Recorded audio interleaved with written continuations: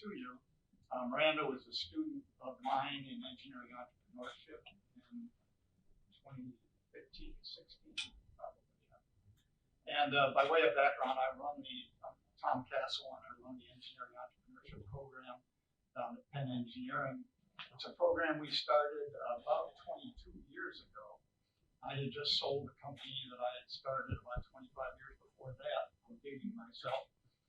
And we were one of the pioneers in the independent electric power business. And when the whole power market deregulated, we were able to exit from that at a pretty high return to big multinational companies.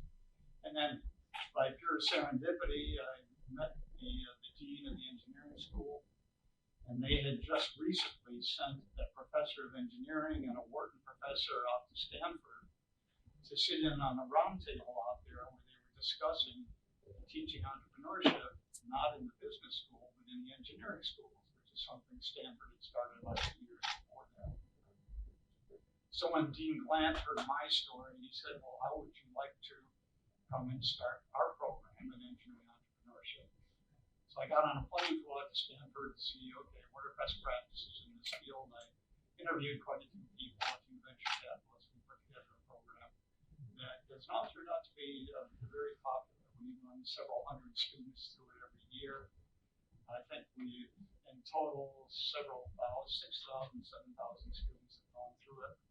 And we just did an alumni survey, and we're very surprised to see the percentage of students who graduated from the program who are in the process of founding either their first company or, in the case of serial entrepreneurs, many of them. And one of our superstars is sitting to my right here.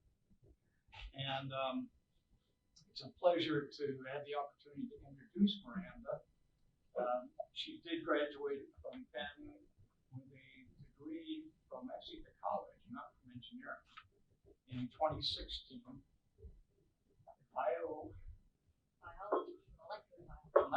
Molecular biology was her degree. Even though she said she really didn't find her people until she got to the engineering school. Then she felt she was among her people. She took both of our courses and did exceptionally well, but then in her senior year, you also teamed up with Professor Babin and to actually start what became Novoloop eventually. And in the meantime, she has won the Wharton competition, business plan competition, right? The top award in that. She's been nominated, or she won Forbes 30 Under 30. She won the United Nations Young Champion of the Earth Award. And this goes on. She's highly acknowledged, and we're very pleased to call her one of our people. So with that, Miranda, I guess what I'll do is my question's going to be fairly open to her. She gave a talk this morning in our classes, and she can talk for an hour. And it's an incredibly insightful discussion. So I'm going to try to prompt that from you. But do you want to talk about your evolution or the evolution of Novoloop from its beginning at Penn, and particularly in the context of social entrepreneurship? Yeah, sure. Thank you for the intro. Was anybody in the audience also one of the lecturers from today? Okay, it's a completely fresh crowd. Okay, great. Yeah, so I'm Miranda Wang, co-founder and CEO at Novoloop, and we are working on solving the plastic waste problem, specifically by building a chemical upcycling technology platform to transform hard to or impossible to recycle plastic waste into high-value performance materials. And so I founded Novoloop in 2015 with my co-founder, Jeannie Yao, who's also my high school best friend.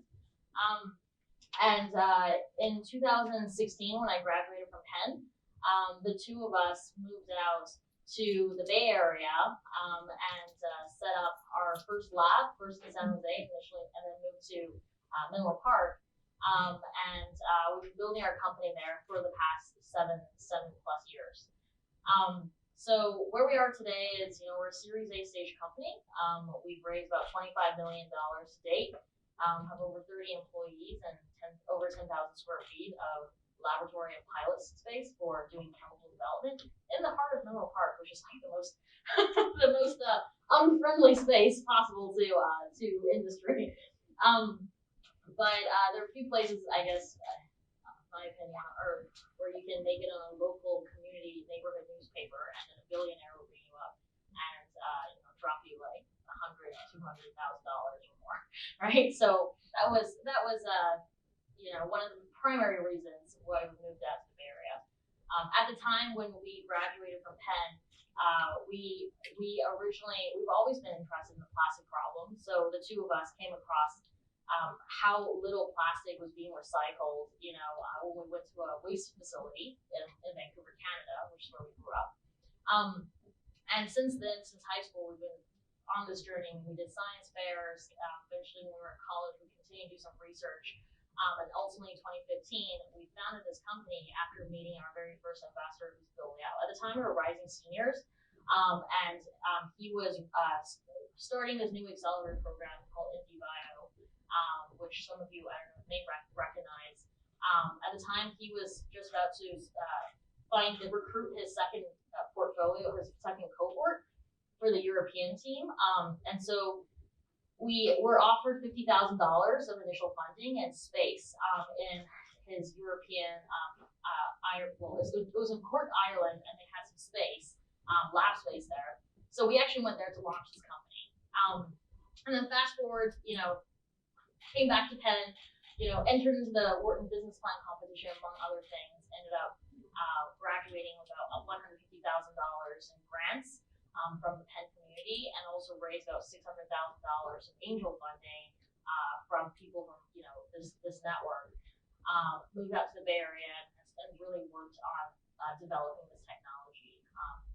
So it's my journey. I'm very much still in the middle of it. I'm not a serial entrepreneur who's exited a single company and is here to talk about how that went. But I have the past 7 years been living and breathing what it's like to be a not just hard tech but a deep tech startup.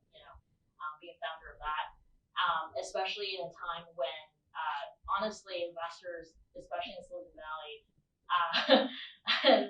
I don't think they could have shied away more from capex intensive investments, right? So I think surviving through all of that, coming to where we are today, there's been big change in the world, and I'm interested in some of the questions later on.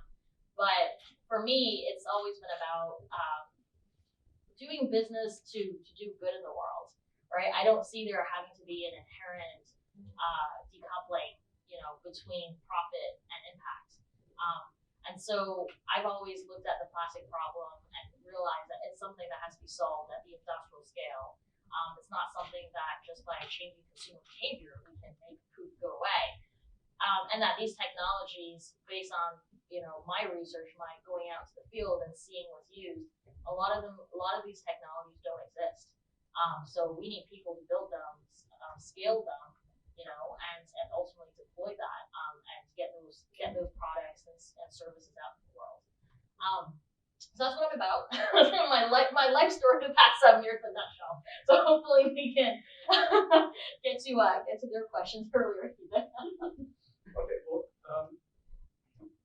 talk about the product evolution, if you will.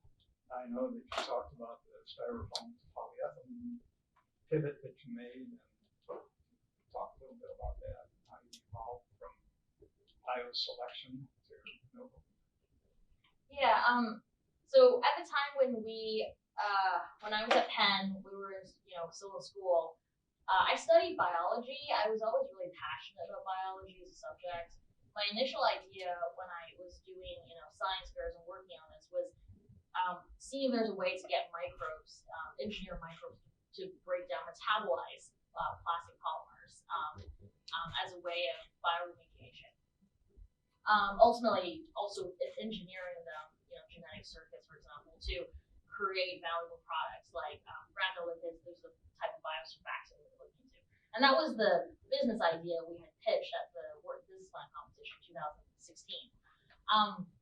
But after we, moved out to the Bay Area, around, pretty much right after we graduated, went on a grad trip, moved out to the Bay Area.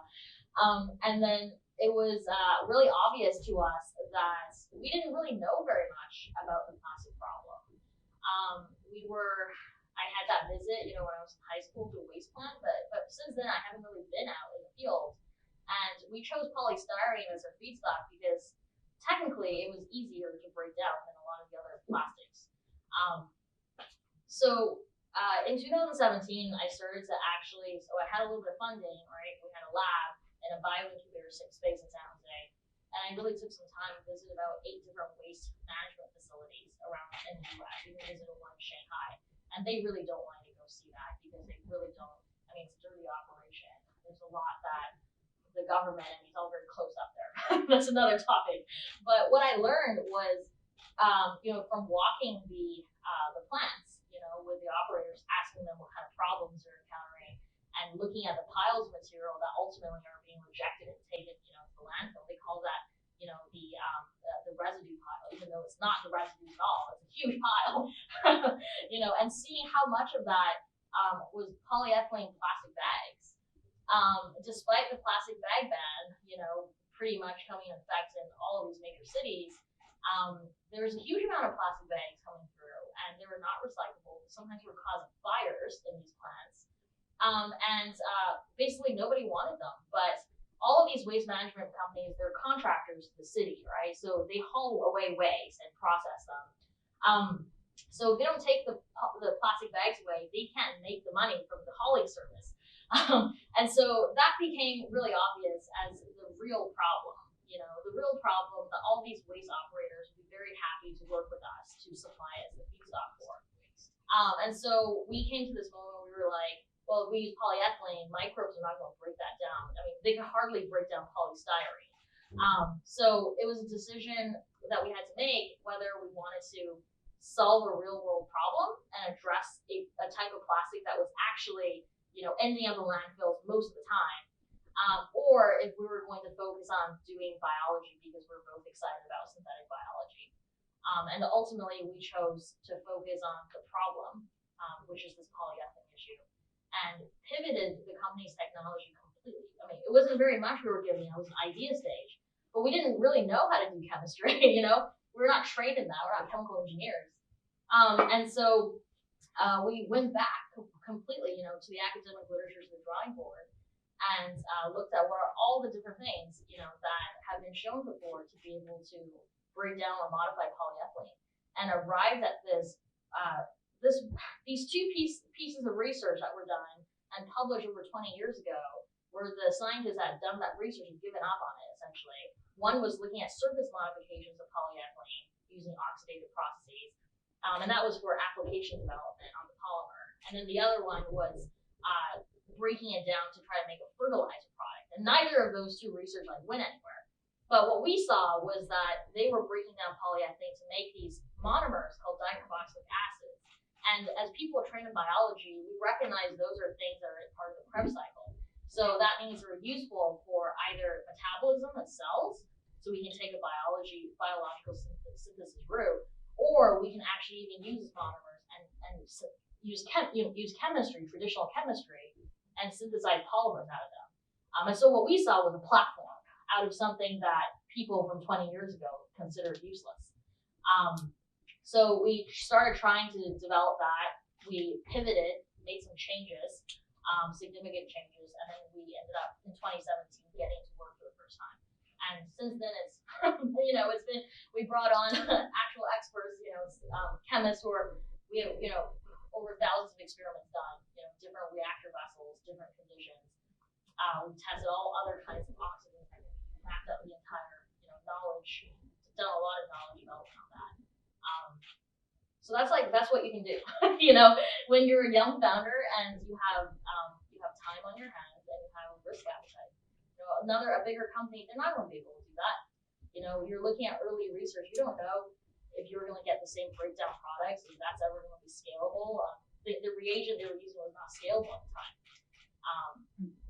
So these are the things you can do if you're technically minded and you're really into this problem, right? And you're willing to go and figure it out. So talk about the value chain that you have within the company. What are you doing within the company, and then where do you transfer outside to the shoe company, for example? Yeah. So Novoloop is essentially where we stand in the value chain is we're a chemical producer as well as a polymer producer. So normally in the plastic supply chain you have oil and gas extractors, right? So like the Shell and the Exxons of the world, right? They have they drill for oil and other shale, and then they process that, they refine that, they sell base chemicals, right? Benzene, butane, all sorts of base chemicals. And then you have chemical producers. Chemical producers, like Invista, there's a whole bunch of companies, Dow, they make monomers. So things a little bit more refined. They take those base compounds, they do synthesis with it. After that, you have materials companies, they're polymer producers. They take those chemicals, they formulate them, and they make polymers, right? For example, that chair you're sitting on, the backer material is nylon. Nylon is a polymer that's produced from a base chemical called, the chemical called adipic acid, the base chemical that's benzene. And so it's a whole chain. And what Novoloop does is we buy plastic waste from waste management companies that sort through city trash, and they already essentially isolate the polyethylene. We pay them to do that service, and they're happy to get rid of it because otherwise they have to pay to landfill that material. We go through a chemical reaction to break that down, the polyethylene down into a monomer called diacid, and we do that in one step. So we have savings because typically diacids that are created in the industry have to go through many steps of synthesis, but we have fewer steps to get to that monomer. And then what we do is we take the monomer and we transform that, we synthesize that into a polymer. So we're both a chemical producer because we could sell the diacids or the chemical derivatives of it, but we're also a polymer producer because right now we're already vertically integrated to make that polymer. And then the companies we sell into are manufacturers that buy plastic as resin, so it's pellets, and then they would injection mold them, for example, into a shoe part or a car part, where they would blend them into specialized formulations called compounding, right? They can make special fire retardant grades that would go into that camera or that cable. But ultimately, they're just manufacturers for parts that a brand specs for. So say On Running, like the shoe I'm wearing, right? They're one of our customer partners. They would go to these injection molders and they would spec, I want you to make our outsole, our shoe sole, using Novoloop's material, right? So both of these two types of supply chain actors are customers. And so that's where we sit in the value chain. We're kind of like smack in the middle. But by doing this, we create a circular economy because we're cutting out the need for oil and gas extraction. So you talked a couple of things, and that you raised $25 million and you hired about 30 people today. Can you start with the $25 million? Walk us through. This morning you mentioned you got started with the innovation prize money and then the accelerator money. How did you get connected with the accelerator in Ireland? Yeah. So we didn't win the PIN Innovation Prize, unfortunately. I think we might have made it to the finalist. Yeah, I did. Well, you won the award. Business plan. They were not a fan at the time of using bacteria breakdown plastics. But it was a Wharton Business Plan competition. There was a whole bunch of awards that Wharton provides, for students, and some of them honestly not very competitive. Through the VIP program, there was this is going back to 7 years. There's a number of awards. Let's just put it this way. That total 150K. But the Irish Accelerator. The Irish Accelerator. How was that connection? Yeah. So the person that connected us was my biology. She was the lab lecturer. So I took a biology lab class from her. And she was connected with this accelerator because they were trying to recruit students from school. And she heard about it. She was Irish, American herself, so she was telling me how Ireland's great. And I was like, oh, extra bonus as a student to spend summer there. But actually it was so great we got into that accelerator. They were just starting out as a program, and we were their second cohort ever. And then in San Francisco around the same time, they had just started, their San Francisco cohort. Now that program is extremely prestigious. I mean, Indie Bio is if you're a startup founder in biology or even climate tech now, that is accelerator go. I mean, YC is general, right? You can go through YC, Y Combinator as well, but Indie Bio has really built a name for themselves. They're part of SOS Ventures, which also has Accelerator, which is the world's top hardware accelerator. So Indie Bio more in the social entrepreneurship space. Yes, a lot of their companies are social entrepreneurship based. I think at this point, they're at over. I have to go back and check, but I think they're definitely over $1 billion AUM. They've been around for a while. Can you talk then? You mentioned this morning about looking at and networking for angel investors. You want to expand on that? Yeah, I think one of the top benefits of events like the business plan competition, and also just at Penn, there are so many alumni that come through, right, participate in events, and a lot of them are investors themselves.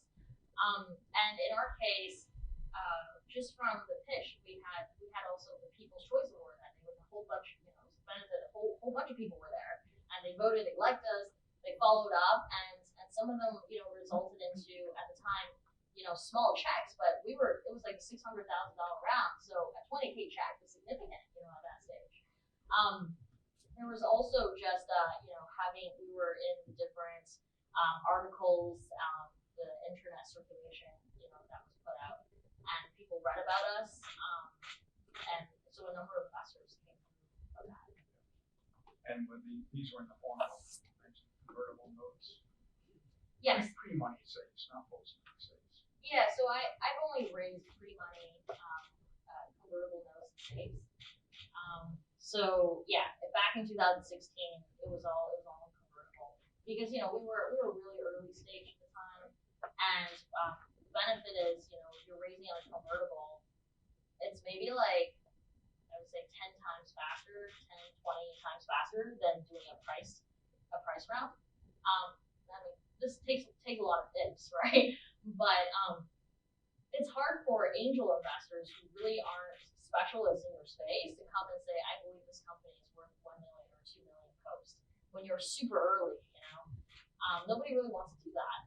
They're much happier signing on the dot on something that converts at 5 million pre, in our case 7 million pre, and within 2 years. It seems like a lot more plausible, of a thing. Yep. And now you find you're seeing more saves than you are convertible notes. Yeah, Well, you're in price round now. It depends. Yeah, I'm in price rounds now. I think if we were to raise convertibles, it would be bridge financing if something like went off or we needed more time. Yeah, once you start getting to the Series A post, like your financing, you have less latitude as a founder to just like say, "We'll raise more money," because you actually need like preferred share class approval. You also need to do shareholder consent, and there are going to be people who are diluted, right? And if they're VCs, they've got this modeled out. They want to retain a certain target ownership. So it's not that they won't let you raise, because you should never be in a situation where you have one VC or two VCs that like pulls all the purse strings, right? And it's everything that you controls these major decisions, vetoes these things. But yeah, usually that's a serious discussion we had. But I think at an earlier stage before the Series A, we had a lot more freedom if we needed to raise more money and how much we needed to raise. But yeah, they were mostly convertibles. So how much did you raise through the angels convertible notes that saves before your Series A? So altogether, I think it was.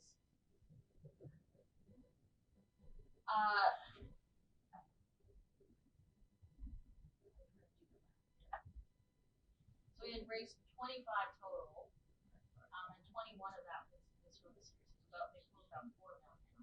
Yeah. Okay. And then how did the price round end up in the Series A? The ABC firm that took the lead, people followed.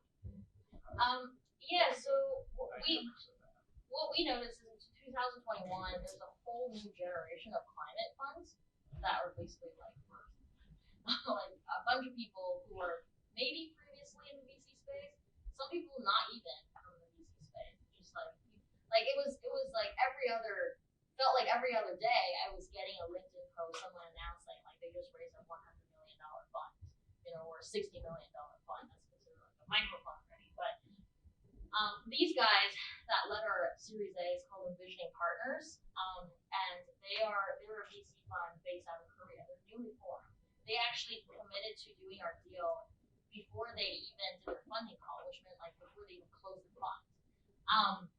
But I had a relationship with the partner there, and she was previously part of their whole group. They were under another fund, but they were doing so well that a bunch of companies came to them and asked to be their LPs, and so they were asked to form this new fund.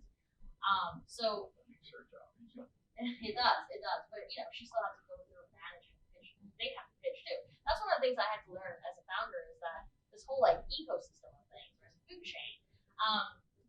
The partners, for them to become a partner, they have to go and raise that money. And in their case, it was doable because they had one of these executives at Hanwha Solutions, which is like a Korean securities company. He was pretty well known in their ecosystem, and he decided to join their fund as his full-time job. And so they were our lead investor for the Series A, and then we were able to get a number of followers, including Valve Ventures. Valve Ventures actually put the same check in, but because they didn't determine the terms, they were still considered a syndicate. And so Valve Ventures is based out of Palo Alto. Their major LP is the Finnish state-owned energy company, utility company called Fortum. And they also manage all the waste management for Finland. And this is interesting. So Scandinavia has extremely sophisticated incineration technologies. They're very clean. They're countries with a lot of money and not a lot of people, and so they can invest in these things. And so what they have been looking into for circular economy is building these plants for CCU, carbon capture utilization, capturing the CO2 from these incineration plants and turning it back into plastics like polyethylene or something. But those plants are extremely expensive. Like they're potentially tens of hundreds of billions of dollars to build. And so when they came across our technology, given that our technology would cost, tens to hundreds of millions of dollars to build, and the product is much more valuable than a polyethylene. TPU is worth $7,000 metric ton, polyethylene maybe $1,000 or $2,000. They were extremely excited about this. And so this is the food chain effect. They got their GP, Vallo Ventures, to come and invest in us, even though Vallo at the time just wanted to do digitization. And they were not really sure, how to. I mean, the two fund managers are Harvard grads who, the main person, Scott, his background is previously at Google. He's the guy who led the Motorola acquisition. So and his background, his bread and butter was not in this, but he was able to bring his LP's business unit people to come in and do the diligence, which ultimately allowed us to do the deal. So it's really interesting, the kind of things that had to happen last year for that Series A to take place. And then after we closed the Series A, it was $7 million new money, $4 million converted, so we said it was $11 million post money round. After that was closed, we had a whole bunch of new people come to us, including one of the LPs for Envisioning Partners. So they had submitted their investment memos to their LP, and their LPs looked and identified us as a really interesting company, wanted to double down. And so they reached out to us and said, basically their president had requested their deal flow department to come and, it was their M&A department to come and make this tiny investment. But it's funny, they were bringing in like 50 lawyers and just, accountants and all these people to do a $2 million deal, But that's their standard process flow. And we ultimately found strategic fit with them because they produce one of the key reagents that we source. So it was interesting, There's always a way, when you're going out a piece around to piece it together, maybe with people you're not necessarily thinking about. And the standard VCs that everyone hears about, they get so much traffic. I've had meetings in all of these, big funds, the Sand Hill Road and Presidio. And they're not always like on the same wavelength as you, right? Even though like, and it's a matter of timing. When I first went to talk to them in 2017, 2018, they were just like not interested in what we're doing. They thought it was just like a social entrepreneurship thing. It was a cool science project, but wasn't going to make any returns. And then fast forward 2019, you see them making investments in the space. Same thing with Costa. They said no to us back March last year, and then March this year they invested in one of the companies that's in the space. And that company's founder, they make PHA plastics from turn food waste into PHA plastics using engineered microbes. And we're talking through a lot of these conversations that they have behind the doors, like, and it's just interesting. Like VCs learn too, right? They learn, but they don't learn necessarily in the same time scale as a founder. And so if you get a no, it doesn't mean like there's something wrong with you. It just means in that moment you're not like, it just didn't work out. You're not a good fit for each other. But that's like something sometimes hard to understand. Like I've had moments where I've obsessed about that partners meeting, right? Like every little bit I planned it out, and then you just like it just falls flat. It just doesn't go anywhere, and it hurts. Like it hurts, especially if you know that like one out of maybe like two opportunities you have, in the short term to bring in funding. But that's why I think it's important to think beyond the typical VC marketing, right? In the VC world, they almost make it so that you feel like there's something wrong with you unless you've gotten a brand name investor. But more and more so, especially if you're doing like hard tech, these brand name investors are not specialized in that. I've heard stories where they've invested in a plastic, recovery company, robotic recovery company. They don't know who to introduce them to. They don't really know how to help. So brand name isn't everything. And in fact, sometimes it can really hurt you because they will squeeze you on valuation, they will treat you rudely, and you won't be so important in their portfolio because you're not an all-star player, like a crypto company or something that's going up right now, right? These are all things to consider. So you mentioned this morning, getting your first investor at Series A is really critical. And once one investor invests, you get a lot of followers. And what was it like building that relationship with that first investor? Yeah, it was really interesting. I didn't go into it in too much detail earlier in the lecture. Throughout the talk this morning, yeah, the word relationships and the word trust came up a lot. I wasn't counting, was it? And that's the truth, right? Because it started out at such low resolution. You can say who knows if you're going to be successful, but it's about for some people who have done it before, like Bill, for example, my very first investor. I think he has that sheer that ability to see raw talent for entrepreneurship. You need to have that desire to. So you don't lose until you quit, right? But it's not like you stay immovable. You have to change. And there's some investors who see that. And I think that is really hard for quantification. A lot of investors will go through like data. They'll look at, were you like Mark Zuckerberg when he was your age? That kind of stuff. I'm serious. There's actually a fund that I went through. They actually collect all of this data and they somehow think they crunch it together. They can find the next Mark Zuckerberg. But like some other investors, a lot of other investors not like that. And those are the people we find. In our case, raising Series A was really hard. We started pitching March of 2021. We ended up getting our term sheet from this one lead investor in May. So it sounds like it wasn't that long. It was like 2-3 months. But it was really hard. I pitched and got 26 no's in that period. And it's not because like they were the only people I went through. I went through a list of over 500 investors.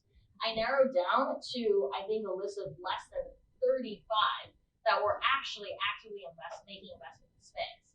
And I contacted all of them. Space in the social anything that like is physical. Anything that is physical, let's just say that.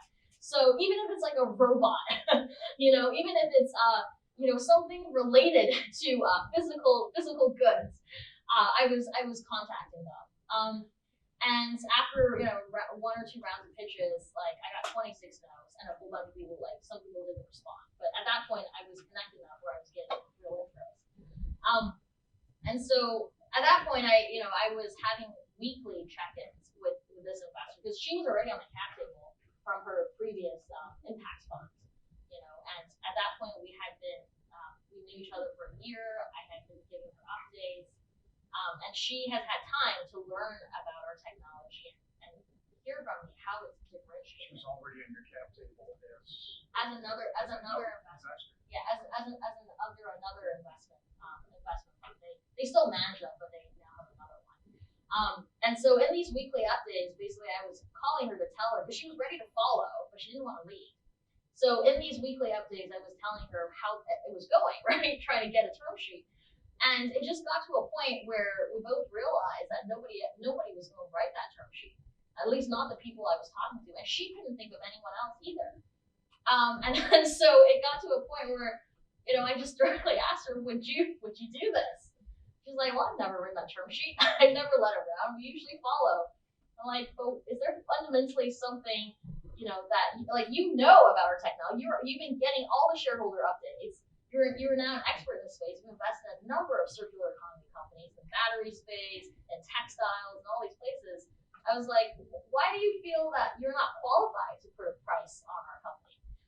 And she was just like, well, I guess I could, but we would need to come up with a reason for why this is the valuation point. So I had like the easiest valuation discussion with her because she was the one that had agreed to the price cap from our previous our bridge round. So it was like a 2-minute discussion about valuation. The rest of the time was, what did we say to the syndicates when they asked why did we pick this valuation? And so we were working together to figure out what to say to the syndicates. And then after she was on board and wrote me the term sheet, she essentially teamed up with me and helped me raise that rest around. Because everybody who was interested, we would short circuit them and send them, shortcut, directly send them to her. She would call them and tell her everything. She wrote investment memos already. She was sharing with them. And ultimately that made things come together really fast. It actually took 8 months, but we got the term sheet in May and we closed in November. So there was 6 months waiting time. Was that they were closing their funds and they were going through a ton of paperwork.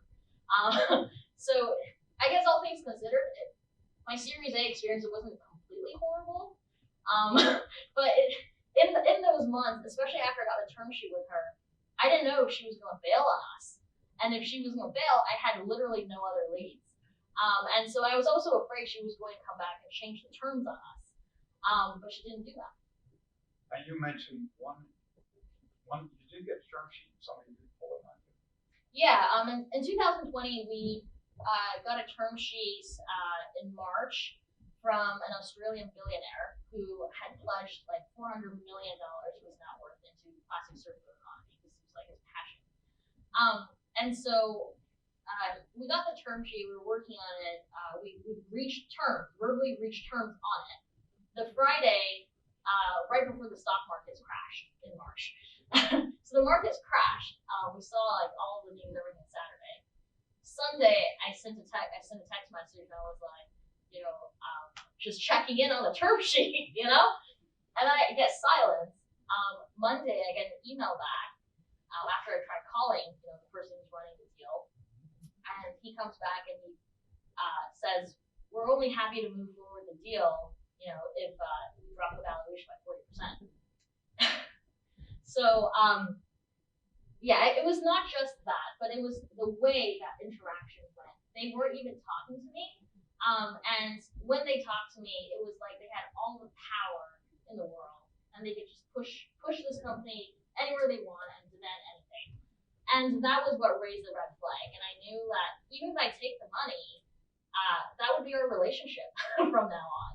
And we would be like a pet project of a billionaire to do whatever he wants on the plastic issue. So we walked away from that deal.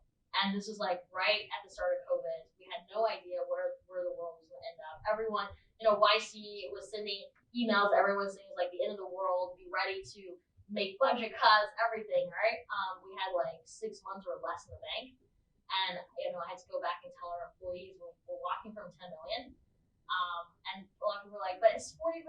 Like, it's just we gotta be humble here, right? It's just like, it's we gotta take it. Then think about what we can do at Series B, right? You have all these people arguing, right? And then ultimately, I had to decide we're going to really small bridge round But these are things, of course, I discuss with my co-founder as well. But at that stage, we were less than 10 people, right? So you can't expect the chemists, the scientists, to know what to do here, and they're not on the calls, they're not getting the full picture. So basically, it got down to the fact that the relationship with that was an Australian investor. There was just, you lost all trust. You said, this doesn't work. Yeah, I mean, it doesn't take a whole lot of smartness to know that somebody is just not treating you well, right? And at the end of the day, we at that point had known each other for a year. He and I had direct exchanges. He's the billionaire. I can't actually say his name. He made me sign an NDA on all of that. But he and I were exchanging ideas about what circularity can look like. We were actually communicating as equals about the vision, and I had a really good feeling about that. And so to go from that to what I got on Monday, it was a huge departure. And I've seen in the past interactions where, he has a reputation for being very pushy, kind of a bully in that situation with other companies. And I would just say, when you come across a person of fun or who has a prior reputation, because other people have told you about it in private or you read about it, be very careful. Those reputations don't come, unearned. And people who do business like that to other people will very likely do business like that to you. And as the leader of the company, it's your responsibility to think about it. Yeah, it's like, yes, you can get the money, but think about the downside you're also supposed to be protecting against, right? Yeah. Because ultimately, you're going to live with them. Yeah. Once they're on your cap table, you're not a publicly traded company. You can't just get them off your cap table, right? I'm really glad we didn't do that. We're going to turn this over to audience questions. I do want to ask one question on what your role as a female founder. Did you find any challenges in that? There's been a lot written about it recently. I'm curious as to what your experiences were. Yeah, less than 2% of VC funding goes to female founders. So it is there's a lot of analysis out there. When I first saw the number, I was really shocked. I couldn't believe it was that low. I didn't really know if the data was right, but I'm not going to go contest on it. It's hard to raise money, but I always thought it was just because, I was fresh out of school, I was a young founder, I was developing a very risky business because it was really new. I was disrupting an industry that was really clunky and old and didn't want to be disrupted. And nobody wanted to fund CapEx because Clean Tech 1.0 was us, right? So I thought it was like, these are all the reasons. I never took it personal as because I'm a woman. So for me, that hasn't really factored into how I operate. I do think that investors, if anything, doesn't matter if the investors are men or women. They feed off of your energy. They can sense if you're desperate, and they can sense if you're confident. And there's a difference between you're confident because you're just projecting it, right? You're projecting it because you're trying to get the funding. But there's also confidence because you just achieved so much. Your organization's achieved so much. You have solid relationships. You can't fake those things, right? If you have solid relationships with your customers, investors will test you, right? They will say, we want to do a customer diligence call. Can you get your customer on the call with us? Here are the time slots, and they're all tomorrow, right? So does your customer care enough about you to be on that call so that you can raise money tomorrow? These are the kinds of things where, if you were a big shot serial entrepreneur, they're not going to ask that of you. They're going to be more respectful and say, would you please give us an allocation year round? We're very grateful, right? But if you're a new founder, you're going to be exposed to things, to tests like that. So again, going back to relationships, it's a whole lot of people have to be betting on you, right? For all of this to come together. And I just find that, staying honest and just always do your best in absolutely everything, it does build up over time and take you where you want to go. So one other quick question, and we'll open it up. But so you hired 30 people. got your initial co-founders, how did you deal with equity splits? Because I know you mentioned to me that you feel equity is pretty important in the company is across the board. How did you deal with equity splits? Yeah. So there's a couple ways of looking at equity. You can see it as an alternative to cash, but you can also just see it as giving someone permission to feel like an owner. It doesn't matter what size the stake is. I mean, we have people in our company going down to our part-time handyman, we call our facilities supervisor. He's really our handyman. He puts the screws on the walls and fumes and everything, right? And it's not like he has a large ownership or anything. It's a few thousand units a share, or 200, whatever it was, right? And so for us, we just tie everybody's compensation package to have a bit of equity, especially if they're full time, without having a matter of skin in the game. For consultants, sometimes it depends. If it's a short term type of engagement, you may not want them to hold equity in your company. So sometimes if they're just getting cash and they know they're charging quite a good hourly rate, and you really want in that moment to get something out of them, you can be more demanding as a client. With equity, sometimes they see it as, oh, this is like a long-term investment on my time, right? All this. For founder splits, Jeannie and I were pretty equal. It was 52.5 and 47.5. So I had 5% more than her when we founded the company.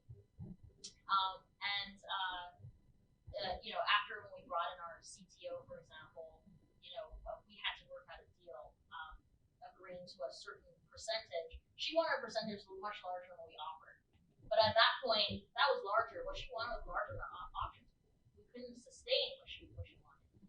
So we worked out a deal where we gave her a rate that was closer to what we wanted to give, but anti-dilution on it, as long as she is performing from that point onward, right? So so that means every time we raise funding, there's diluted price round, she would get real shares. And that goes all the way through an IPO and IPO. But of course, like, she's working a job every day, right? That only happens, and it's vested. All of that is vested, right? So it goes on the standard 1-year clip 4-year vesting schedule. So it's not like she just walk out with anything.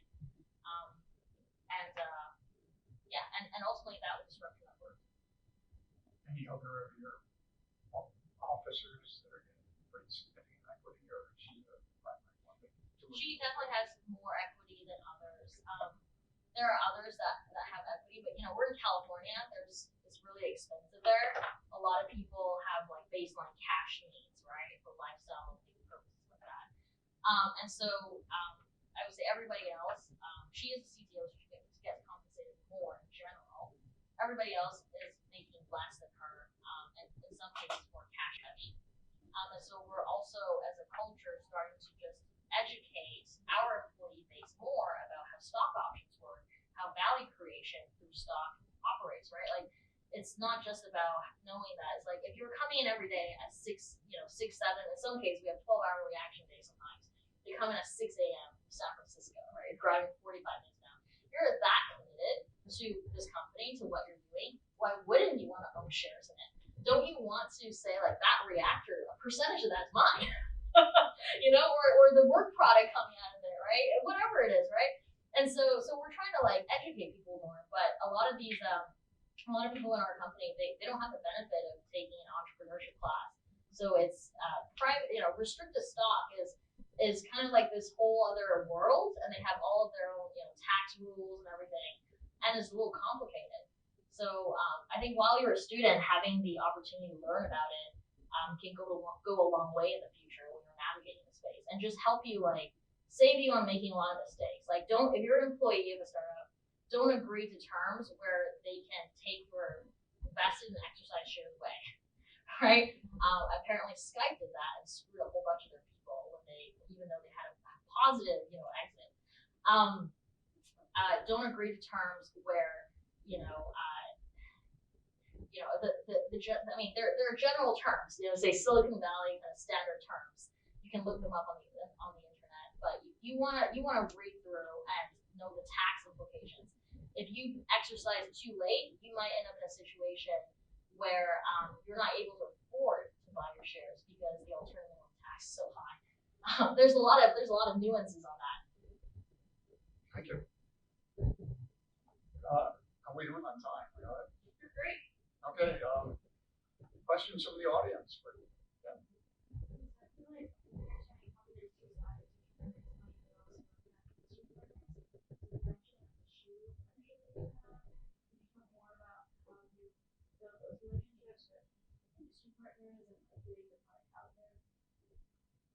Yeah, I don't know if I would consider on an industry partner. They're definitely a lot less industrial than, a Huntsman or Ubersol.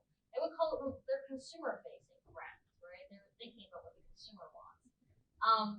So in our case, we're in a value chain where ultimately they're the ones who make the purchase decision on materials, and they put everything together into a consumer product and they launch that to the market and do all the marketing, right?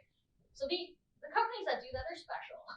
It's frankly just really hard to start a brand and to grow a brand. And the ones who can do it, they have a lot of power because they can dictate what they're sourcing. And so with On, this relationship was something that in 2020. On is the shoe company. Yes, this company here. So we have been doing we've been joint development partners with them since 2020. So right after my $10 million deal crashed, what I did was I went straight to on LinkedIn, going through new lists this time, not investor list, new list, but of customers, companies that can be using our TPU. And On was one of them that I reached out to because we're also trying to figure out exactly which specs to develop for. We had just developed the capability to make a TPU, but it wasn't clear exactly what the product was. There's so many grades of TPU. I mean, that's just the material, right? You can tweak the formulation ratios of those chemicals going in and make different grades. So I actually LinkedIn reached out to a few of the people there, and it was the right time, the right people. And about a week later, we ended up on a call. We had a follow-up call soon thereafter where they said there are 3 applications we're interested in using your material for. Choose one, and we chose the outsole.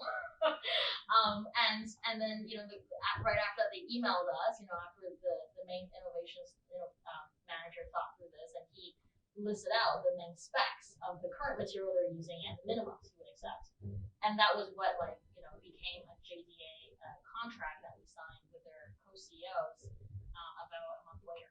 So things can move really fast if you meet people who are really aligned with you and want the end goal at the end of the day. But they're unique, right? They were also a startup. They were just a very rapidly growing startup. And last year they went IPO on the New York Stock Exchange, and so they're worth I think maybe $6 billion, something like that now. Are they getting recognition? Getting some brand recognition? Yeah. So we September 15th we showcased the Cloud Prime together, which is we call this a consortium shoe because the whole shoe is made from lots of there's a lot of innovative materials. The upper of the material, which is the mesh part, was made with a carbon capture technology that Miranda develops, Borealis synthesized. And then they also made the foam, and then the outsole, which is the black half of the shoe. This is the part that allows the shoe to not wear out. It's actually quite important, even though it looks like it's a very small part. That was made from Novoloop's chemically upcycled material. That's your question. Another question from the audience. Thank you so much for your illuminating sharing. So can you talk a little bit about how you decide on the work culture or work environment of the company? Are everyone based in California? Are you recruiting people globally? Yeah, it's a really good question. So we're all on site except for one person who's our head of sales. And I think this is a thing actually. It's actually a pretty good thing. Apparently, it's a well-known conflict that the CEO and the top salesperson can butt heads and be in conflict.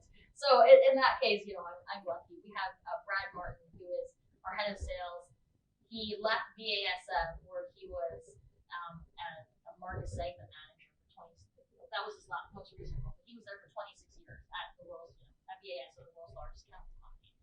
And he was specifically overseeing TPO. So he knew, like, when we go to a trade show, he knows everybody. And we got him. He was very unhappy at BASF. They were moving really slowly. He's really much of an innovator. You know, he doesn't want to be in a business where they're only growing because of GDP and you're just competing on price and nothing else because there's no innovation. So we got him, and he works remotely because he doesn't want to move. And frankly, Michigan is a better place for being able to meet people in plastics in general, and easier for him to travel in California. The rest of the stuff about work culture, it's actually something we've had to intentionally design. So last year, our management team, we took an offsite. We spent the whole day workshopping, like in Santa Cruz Beach, to try to get out of our minds, and it worked. We had a book that we followed. I can find the title of it, but essentially what we were mapping out were, what are the main activities that we really accomplish in the next 12 months? What's the main objective? And then we looked back and said, what are the values and the types of behaviors that people in the company need to exhibit for us to achieve that objective using these activities that we've outlined. And then thinking about, we define our values. They're, core values, which are like things that are unique to your company that 90% of other companies in the industry don't have. And to us, we identified it as willingness to grow as individuals and desire to make a change in the world. Because we thought that for chemical companies out there, a lot of them probably don't have that, honestly. So that made us unique, and maybe not so much compared to other startups, but in our industry, in the plastics industry, that made us unique. We also organized into permission to play values, right? So these are basic things like integrity and respect, right? So like and honesty, we care a lot about that. If you don't have that every day coming to work, you don't have permission to be here.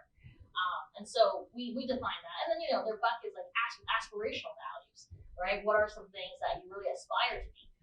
And then you also come across buckets like accidental values, like things that you just happen to have a lot of people exhibit, but are actually maybe not things that you want to hold on to because they might get in the way. Like one of the things we had was willing, I forgot the way to phrase it, but it was like essentially willing to sweep the floor. It was like I'm willing to do anything, right? I'm willing to sweep the floor if I had to, even if I'm a scientist or a CEO, whatever. And then we're like, yeah, maybe that's like not such a great value because we're hiring all these experts. Some people who are coming in new might not want to be like that, even though the early members are okay with it, right? So that was a really helpful exercise, but it's really starting from like, what do you want to achieve, and honing in on like, what do you have to do? How do you have to behave to even get there? Did I get your question? Thank you. I have a question. I think from time to time, I have a question. You mentioned that COVID that you know what the check. You already on cash and you actually increase the equation from it to something that you would. That's right. You just deliver a bit more about that, but that's on the long scale you have to manage that time. Oh yeah. I gained a lot of weight during that period. I was really stressed out, and I was taking calls back to back to try to find customers soon after, and just like eating really unhealthy meals at home. So you wanted me to elaborate on like walking away from the deal and taking a bridge round? Which particular aspect? Mostly around after you have no and now you have to be from somewhere else. So like you don't have situation. Yeah. So my first thing was I needed to call all the other investors who wanted to join the round and explain the situation to them. My first thing was I wanted to see if any of them could be part of the bridge round, or to maybe even better, be the new lead investor, and just forget about the other guy. So I went back to all of them, but all of them got scared. A lot of people said, we'll come in on a convertible, but we don't want to be the first check in the convertible. And so that was hard. And then we had to go back to our existing investors and have to explain the situation to them, because in our most recent update, we had just told them, we got a term sheet, we're really close to reaching terms, and at XYZ terms, right? And so we had to go back and explain this to them. But luckily, this is the part where I think if you pick people who share enough values with you, then it works out. In our case, all of our existing investors invest in us because they're social impacts at the time. Social impacts where they believe in us, where they want to see this company not just be, have temporary success, but to be a long-term successful company. They saw this company as like something quite big, but it was maybe going to take 20 years to build, right? 20 years to build profitability and then go beyond that. So when I started talking to them about why I wanted to walk away, actually got like complete solidarity from my shareholder base, saying, yeah, we don't want somebody like that on the cap table. We don't want you guys to end up like losing your North Star essentially because you're completely like oppressed by this one shareholder, right? So I actually had a really easy time. But then the question was, how are you going to keep the company funded? Because now the reality is we're a shortage of funding, right? And some of these insiders actually wrote a check in that bridge round, not necessarily a big one, but they helped. And at that time, I was lucky that, because you're always meeting new people who can be investors, met new people. And these people were not like tainted at all by, any of this previous stuff with the fallout. And so you just start clean with them. There's always new people, right? New money out there. And they were really excited and they didn't know about any of that. They don't need to know. And then everything just kind of continues from that point. So that's how you get over something, right? Like, it's also when you talk to the shareholders freak out when the CEO freaks out. So you just don't freak out. Freak out to your co-founders and get that sorted, figure out what you're going to say, and then call the shareholders with solutions. You say, here's a situation, this is not good, but here's a solution. Here's how I want to execute, carry forward. Here's how you can support me. Do I have your back? Or do you have my back, right? Like that's what you do go in and say. You be a person of solution, not a person of problems and hoping other people will just take care of you. Question. So it sounds like you have a lot of different stakeholders to manage, including your investors, your employees, your co-founders, and your other partners. How do you learn to best optimize your strength and energy? Optimize for strength and energy. Assuming that you wouldn't be able to do everything. I see. So how to focus? Right. How do you prioritize what to outsource, what to try your own? Well, the things that you mentioned, these are all like core relationships that you can't really quite outsource, right? You can't outsource customer development, but you can have a key person on the management team whose sole purpose is to think about customers and build relationships with them every day. That's all Brad does, right? And when you keep them on that, that's all he has to worry about. He does not worry about fundraising. Brad does not worry about the next board meeting unless it's pertaining to Brad. What do I need to say about our sales pipeline update, right? He gives me the content for it. But he is not in charge of making sure that Bill, our chair of our board, is happy with it. That's my responsibility and my job, right? So you specialize. Same with our CTO. She's in charge of making sure the objectives we set, the OKRs we have for the technical team are met, right? And she goes through and she divides those OKRs down to more granular OKRs, and she has an entire system, right? Regular update meetings, one-on-one check-ins, performance review processes. She has these systems in place to help her run the company. So you got to set up processes, right? And you got to have specialization. Like Jeannie, our chief operating officer, she pays the bills, right? Like we have a controller, but Jeannie is the one who ultimately decides if a check goes out the door or not, right? We keep a pretty tight eye on that. A lot of companies have outsourced, paying bills to a controller, but in my opinion, it's like, how would the controller who's sitting in SoCal know what to pay? Because a lot of these things are like, fine negotiations, and we're getting the feedback. We're getting to a point maybe we need to step away a little bit from some of these things. But that's a balance, right? I have one final question, unless anybody else does. Oh, great. No, We got two more. Okay. I was wondering if you mentioned that you're from Canada. Did you have any challenges if you were an international starting a company? Yeah. So my path was, I got asked this question earlier in the hallway too. I was on a STEM an OPT my first year out of college. I had the option to renew for STEM OPT. And then actually I got married to an American citizen. I got a green card. But, our CTO actually both my co-founder and our CTO, we're all Canadians. Like half my company's Canadian. We poached out of Canada. Every time I talk about this with fellow Canadians, I feel kind of guilty. But the truth is, when we decided we need to build this in California, right, at least until this stage, we were able to get our CTO an O visa. Our immigration lawyer was able to work through that. But she was an inventor at that point in a company that was winning awards and being in the press. We had a lot of foundations and some of our billionaire investors writing to vouch for her as an outstanding member of in the U.S. And so these are like pathways. It's not easy, but I think at least with OPT you get some time.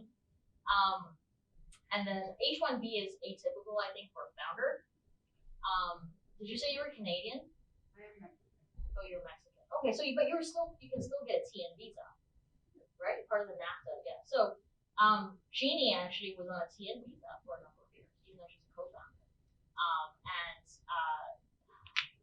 You can reach out to me there. We can talk about how to do that, because TN visas are not typically for founders. But the immigration, the customs, the Homeland Security officer, the USCIS people, they don't necessarily there's a certain way they rule whether you're qualified for a TN visa. So it's all in the fine print. The final question. Okay, so I'm from Vietnam, and I actually started to work on my business idea with my business partner back in Vietnam.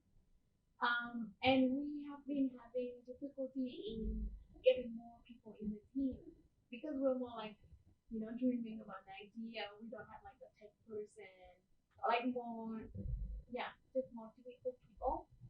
And so I want to ask, like, what did you do, or do you have any tips on, especially in the earlier stage when one person walks away, it's just like it's expect that I didn't expect that. Yeah. And so I don't feel that much confident in also, like, let's say the onboarding process. And then how can I follow up or like check if they are like on the same page? Yeah. You're pointing to something which is like a greater topic, right? How do you keep whether it's your co-founder or your employee, ideally hopefully not co-founder, but if they're your employees, right? How do you keep them motivated, committed, right? How do you get them to each feel enthusiastic every day to come to work? Yeah, especially if we want to pivot the idea. And they're like, we're doing it this way, and we feel like the change is too big. Yeah, there's a lot of things on that. First is you gotta ask, like, why are you hiring this person? If when they propose an idea, your answer is we don't want to do it that way. Few people in the world want to join an organization where they're literally just like a robot, treated like a robot. Maybe nobody wants that, So what I found with employees, so founders and employees are inherently different species. It's not that they can't be, the other type player or something, but when they're in that role, they're different. Founders are extremely intrinsically motivated because this is something that they've envisioned from an idea, and they're going to be committed to it. That's just expected, right? Employees, on the other hand, they could be working here, they could be working somewhere else, and frankly, it's not their idea, it's yours. And so the question to you is, you got to really learn why they're there. What do they want in life? What do they want in their career, maybe the next 5 years? How do you create a win-win situation so that they get what they want by being here, and in return for their service helps the company get closer to the vision? And you got to find the right people for that. So it takes a lot of getting to know somebody and being just very honest with each other. I find that, it takes, for me, for example, something I do. Your question is more on hiring, but I'm bringing this up to another point before I kind of get to hiring. Every new employee at our company, they survive through the first 3 or 4 weeks, which is a very high rate because we screen very rigorously. Around 4 weeks in, I take them out to lunch one-on-one. And in this time when I take them out to lunch, I ask them about their family, and it's not like I have an agenda. We talk, it's free flowing conversation. I drive them there, we eat, I drive them back, and in this time they're usually inclined to tell me a whole lot of things about their lives. And I ask them, how are you settling in? What is it like feedback that you have from your onboarding process? And what do you like about being here? What's different? How was your previous workplace like? Right? I learn about all of the stuff, and then at the end, after we get back to the parking lot, I thank them for joining the team.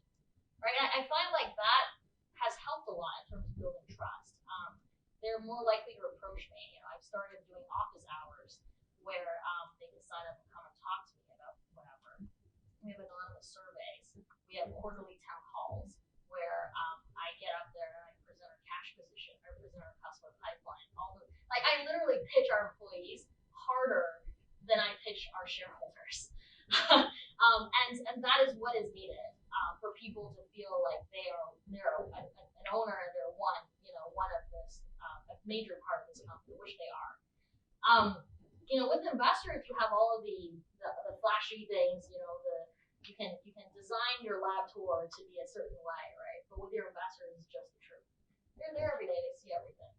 They can tell if you're nervous because there's no cash. You might as well just tell them that so they can do something about it too, right? So that's like the way we work, and I tell everybody on day one, like even in the interview call, because I do a cultural fit interview at the very end before someone comes in. The promise is I'm always going to level with you, right? Like if we're in a certain place, like you're never going to show up at work and find a notice saying the company is shuttered. That's just like a lot of startups operate that way. The founders keep everything very close to the chest. I think that's just a matter of like your own decision how you want to run that place. And usually we talk through some of this even during hiring, and a lot of the times I've been able to outcompete other companies' offers for employees just because something like that. Okay. Thank you all for attending, and thank you for the very interesting questions right on point. Miranda, I can't thank you enough. This is fun. I got